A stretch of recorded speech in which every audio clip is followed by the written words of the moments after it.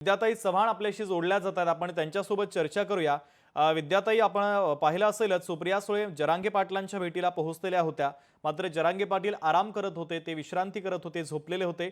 तिथून निघताना सुप्रिया सुळेंच्या गाडीला मराठा आंदोलकांनी घेराव घातला। एकंदरीत मराठा आंदोलकांचा रोषही व्हिडिओच्या माध्यमातून समोर आलेला आहे। त्यांनी विरोधात घोषणाबाजी देखील केली आणि आरक्षणासाठी ते आता आक्रमक झाल्याचे दिसतात। तुमची प्रतिक्रिया पक्षाच्या वतीने अपेक्षित आहे।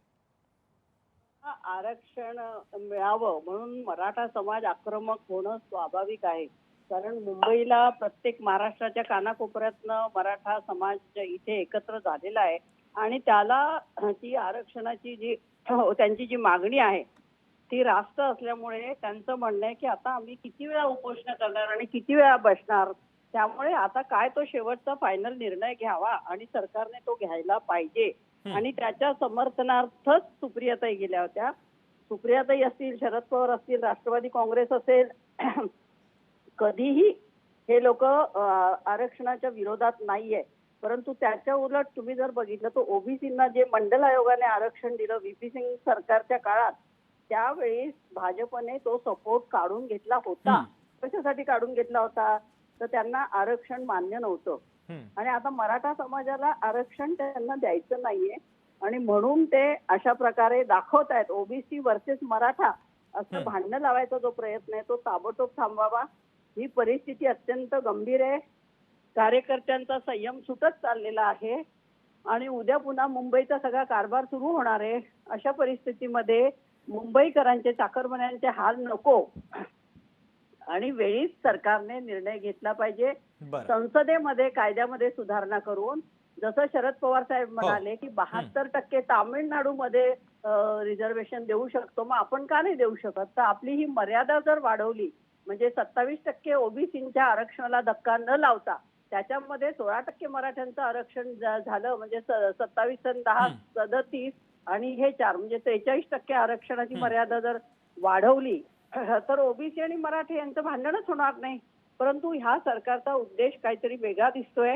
आरक्षण हे ताबडतोब दिलं पाहिजे।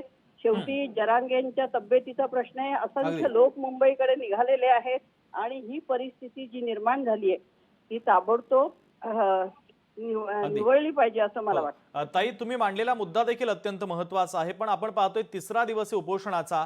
आंदोलक मुंबईमध्ये आझाद मैदानात आणि इतरत्र परिसरात देखील पाहायला मिळतात आणि आता कुठेतरी त्यांचा संयम सुटतोय आणि अशा पद्धतीने ते आक्रमक होत आहेत। कसं आवाहन मराठा आंदोलकांना तुम्ही कराल?